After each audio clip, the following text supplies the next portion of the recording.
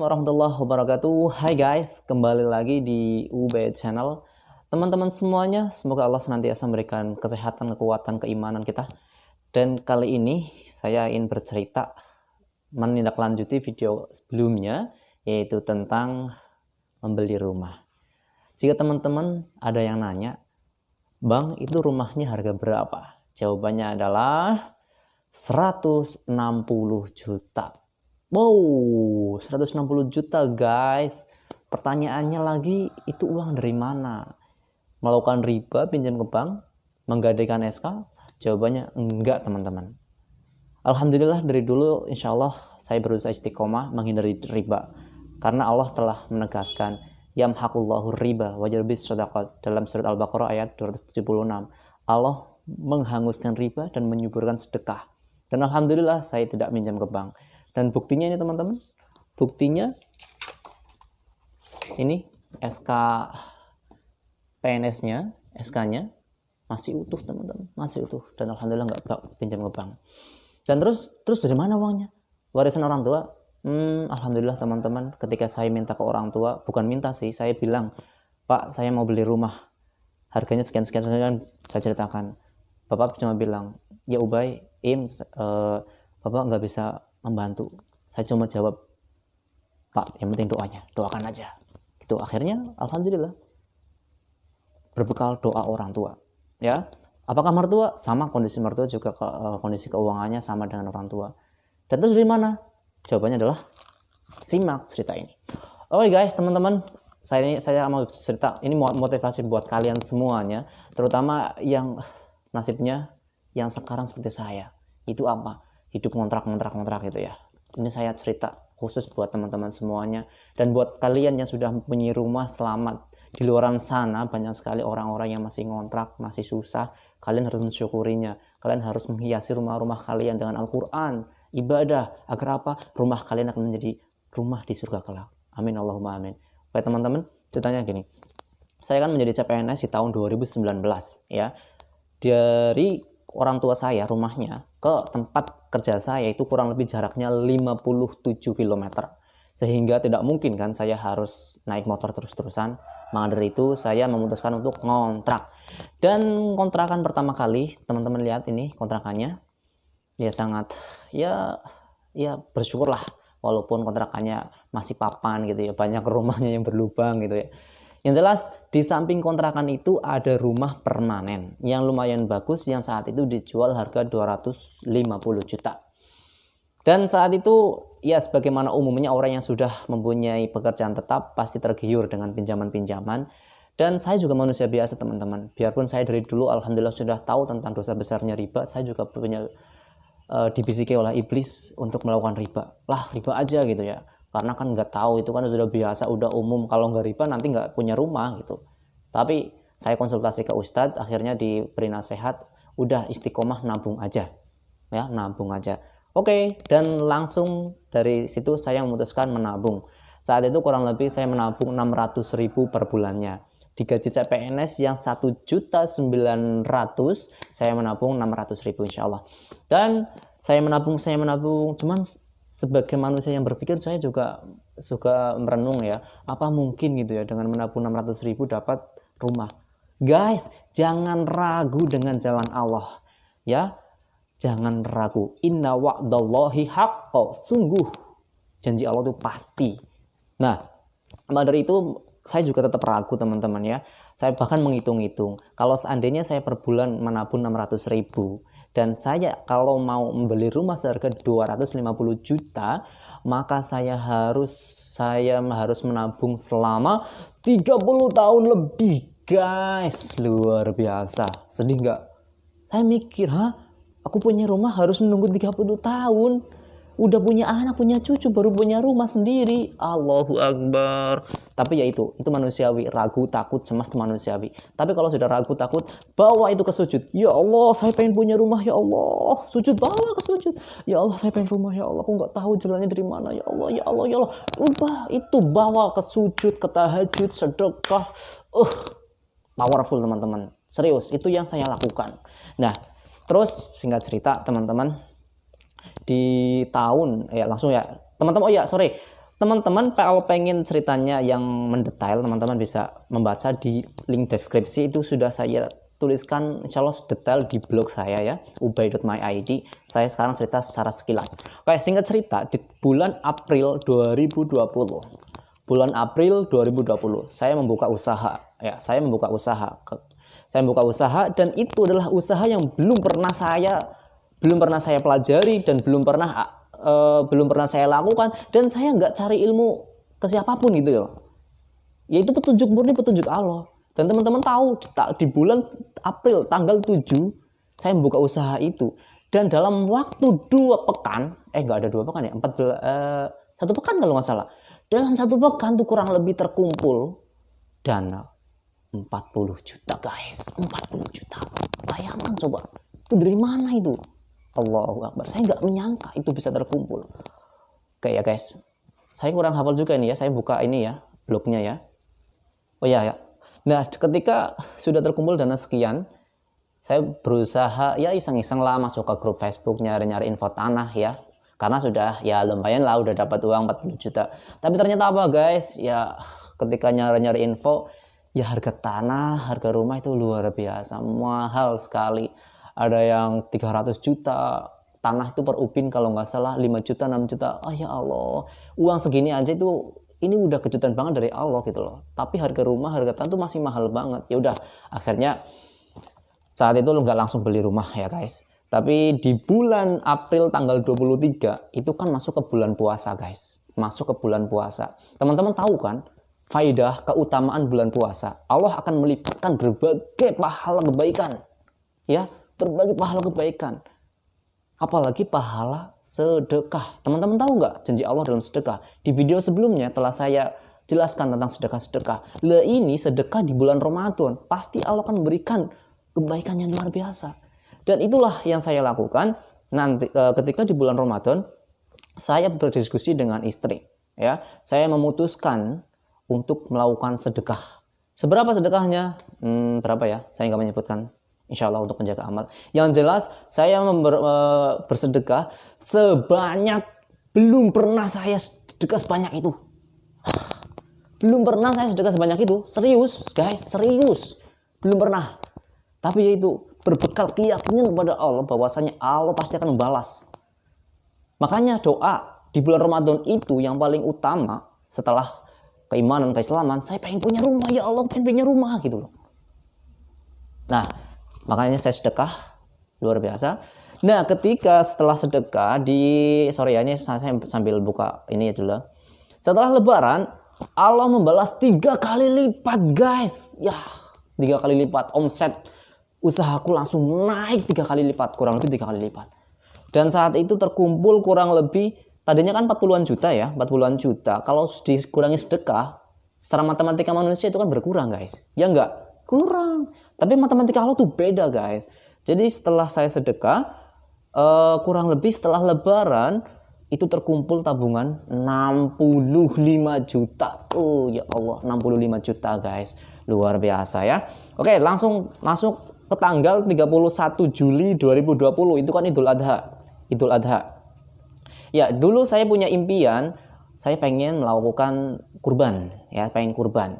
Nah, alhamdulillah saat itu kan saya udah punya uang lumayan ya. Tapi kan saat itu aku pengen rumah. Secara nalar, ya Allah, aku mau kurban, masa aku harus mengurangi tabungan ini? Ya akhirnya ketika saya ditanya oleh istri, "Pi, jadi kurban enggak?" Aku jawab, nggak usah lah Mi, kita kan belum kewajiban, lagian kita rumah masih ngontrak gitu. Ya akhirnya saat itu saya memutuskan tidak kurban. Qadarullah guys, qadarullah. Saat itu saya mendapatkan hidayah dari Allah. Melalui apa? Melalui ceramahnya Ustadz Syafiq Rizal Basalamah. Teman-teman bisa dengar ini ya, cuma bentar kok.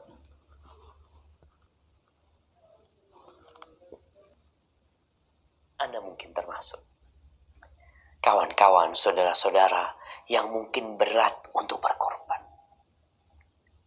Itu karena lupa bahwa yang kita korbankan sebenarnya itu pemberian Allah. Dan itu Allah sedang menguji kita. Antum cinta sama harta antum atau cinta sama Allah? Baik. Antum lebih suka di muka bumi ini atau antum lebih suka di surga Allah Subhanahu wa taala? maka di sini datang. Kayak guys, itulah ya Allah. Setelah aku dengar ceramah itu, Masya Allah, tertampar, serius aku tertampar guys. Masa aku harus ragu dengan janji Allah? Jelas-jelas sekali ini uang pemberian Allah, tapi hanya dikurangi sedikit aja untuk kurban. Demi Allah, aku masih ragu. Seketika itu aku langsung mendatangi istri. Aku bilang, Mi, kita kurban. Kita kurban. Sampai aku bilang, guys, ini serius, ini insya Allah tawakal. Udahlah, Mi, soal rumah udah kita serahkan pada Allah. Udah terserah Allah, udah. Allah mau ngasih rumah atau enggak, udah terserah Allah. Udah terserah Allah, serius.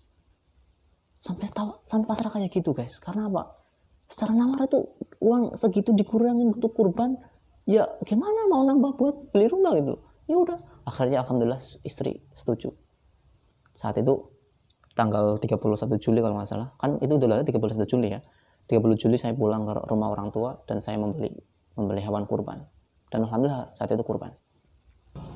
Allahu Akbar guys, kalian tahu nggak janji Allah itu maha pasti.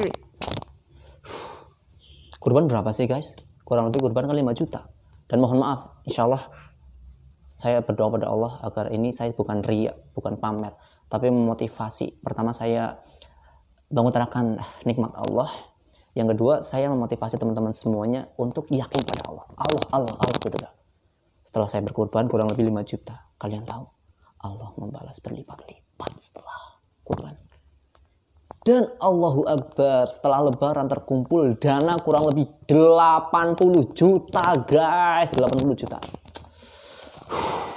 Saya sampai nggak berpikir itu. Serius. Masya Allah. Oke ya, singkat cerita langsung. Di bulan Agustus 2020 ya, saya iseng menghubungi orang di Facebook yang jual tanah atau rumah gitu ya. Ketika saya iseng menghubungi, akhirnya kita ketemuan dan saya langsung nanya, saya nanya karena saat itu ditawarin tanah saya nggak cocok. Saya nanya ke beliau, Mas ada nggak yang sekalian rumah? Kata dia ada, ini di desa ini gitu. Ya udah, kita langsung samperin. Dan ketika saya samperin, saya langsung lihat di depan rumahnya ini guys, lihat ini apa itu namanya? Tampak dulu ketika saya melihat dari depan rumah itu langsung jatuh cinta guys sama rumah ini langsung jatuh cinta ya, karena pertama ternyata teman-teman deket jalan, deket banget sama masjid, dan alhamdulillah sumber air mudah. Langsung ya saya masuk, saya keliling, dan saat itu juga saya nanya, Pak ini harganya berapa? Orangnya jawab, Mas ini harganya 160 juta. Saya nggak nawar, maksudnya udah nggak bisa dinego, 160 juta. Saya mikir gitu loh, 160 juta, Allah Akbar, duitku 80 juta, ini 160 juta. Aduh, baru 50%, ya Allah, bingung nggak? Kira-kira bingung nggak? Guys, bingung nggak? Ya mana ada rumah harga 80 juta guys, bingung nggak kira-kira? Ya di tengah kebingungan saya, ya Allah, saya gimana ya, saya mau mengiyakan, uangnya belum cukup, mau menolak ya takut rumahnya ini keambil orang lagi gitu loh, karena kan katanya yang namanya beli rumah itu jodoh gitu ya, nggak seketika itu kita bisa membeli gitu ya, nggak semudah itu karena jodoh kata orang-orang gitu ya. Ya akhirnya saya bingung juga gitu loh. Terus orangnya bilang, saya minta DP 25 juta. Allahu Akbar. Ya 25 juta saya ada gitu loh. Ya akhirnya saat itu juga sore itu orangnya tuh langsung ngajak salaman. Oke, kita deal ya. Dan saya bismillah. Iya Pak, saya deal. Bismillah, deal Pak. Saat itu deal sore itu. Dan teman-teman tahu uang saya baru 80 juta. Ya, 80 juta guys. Ya Allah, teman-teman tahu saat itu gimana perasaan saya. Dan saat itu juga sore itu saya nelpon ke orang tua. Tadi saya sudah bilang, Pak saya mau beli rumah ini. Jawabannya apa? Maaf Im, saya Bapak belum bisa bantu. Nggak bisa bantu. Ya udah Pak, cukup doanya aja. Ya udah, setelah itu saya nyari pinjaman ke saudara, ke teman. Hasilnya apa? Zong, nggak ada satupun. Allahu Akbar. Sedih ya guys, serius. Ya udah, saat itu juga saya berpikir untuk melakukan pembiayaan melalui bank syariah, teman-teman ya. Itu dengan prinsip murabahah. Saya datangi ke bank syariah, saya nggak nyebut merek ya, teman-teman bisa baca di blog lah. Dan akhirnya apa? Zong lagi, zong, nggak ada hasilnya. 3 bank, bayangkan 3 bank ditolak saya guys. Padahal saya sudah punya SK ya, sudah punya SK PNS. Ini bukan pinjam ya, bukan riba ya, karena pembiayaan, beda dengan pinjaman. Ya akhirnya saya ditolak. Oke, setelah itu saya pulang. Di perjalanan saya mikir, ya Allah, pantesan ini banyak orang yang lari ke bank riba gitu loh. Bank syariah aja tuh mempersulit gitu loh. Mohon maaf ini saya curhat ya. Jika teman-teman ada yang di bank syariah ini, sampaikan ini. Bank syariah tuh sulit banget loh. Ini orang-orang pada mau pinjam, bukan pinjam sih ya, mau transaksi dengan bank syariah, kok sulit banget syaratnya. Orang aku aja yang udah PNS tuh susah, apalagi yang mereka-mereka yang belum PNS gitu loh. Kan kasihan, pantesan bank riba itu sangat mempermudah, udah bunganya kecil gitu ya, syarat mudah, ya mereka larinya ke bank riba gitu loh. Mohon maaf ini saya kesel juga ini. Oke, jadi saya ada bisikan-bisikan untuk meminjam ke bank riba. Bayangkan guys, saat itu juga saya harus memberikan pelunasan ya. Saya itu juga harus memberikan pelunasan agar apa? Agar rumahnya itu tidak dibeli orang lain. Dan teman-teman tahu nggak? Setelah pulang dari pencarian ke bank syariah, saya pulang, saya jamaah sholat isya. Dan sepanjang sholat jamaah isya, saya menangis guys. Serius saya menangis. Ya Allah, aku udah tahu dosanya riba ya Allah. Aku nggak mau melakukan riba ini ya Allah. Selama ini iman yang saya bangun jangan sampai runtuh hanya gara-gara ini ya Allah. Please ya Allah, berilah aku pertolongan ya Allah. Saat itu aku udah buntu guys. Aku udah buntu. Aku nggak tahu lagi jalan apa yang harus kutempuh. Aku nggak tahu lagi jalan apa yang harus kutempuh untuk melunasi itu. Aku udah buntu. Sampai aku nangis, terus aku nangis saat itu, sholat nangis. Itu bisikan iblis di situ sangat kuat sekali. Udah riba aja, udah sekarang udah kondisi kayak gini, udah riba aja. Tapi di hati enggak, saya mau istiqomah. Apapun yang terjadi, kalau istiqomah memegang syariat Allah. Dan Allahu Akbar, teman-teman tahu nggak? Itu terjadi di bulan Agustus, awal Agustus apa ya? Itu awal Agustus. Yang awalnya saya rencana melunasi dalam waktu 2 bulan. Dan teman-teman tahu, Allahu Akbar, dalam 7 hari setelah itu kalau nggak salah, Allah memberikan pertolongan yang luar biasa ya Allah. Sungguh Allah itu maha menolong, maha penyayang, apalagi untuk hamba-hambanya yang berusaha istiqomah di jalannya. Sungguh Allah nggak akan pernah membiarkan hamba-hamba yang telah istiqomah di jalannya. Walaupun orang yang penuh dosa, tapi Allah kalau di hatinya cinta pada Allah, selalu taat pada Allah, insya Allah Allah akan selalu menolongnya. Dan teman-teman tahu, di tanggal 13 Agustus 2020. 14 Agustus. Jumat 14 Agustus. Guys, ini surat perjanjian jual beli. Teman-teman tak bisa baca ini? Namanya Mubaidillah, guys. Aku gak nyangka bisa beli. Allah Akbar, Allahumma sholli ala Muhammad wa ala ali Muhammad.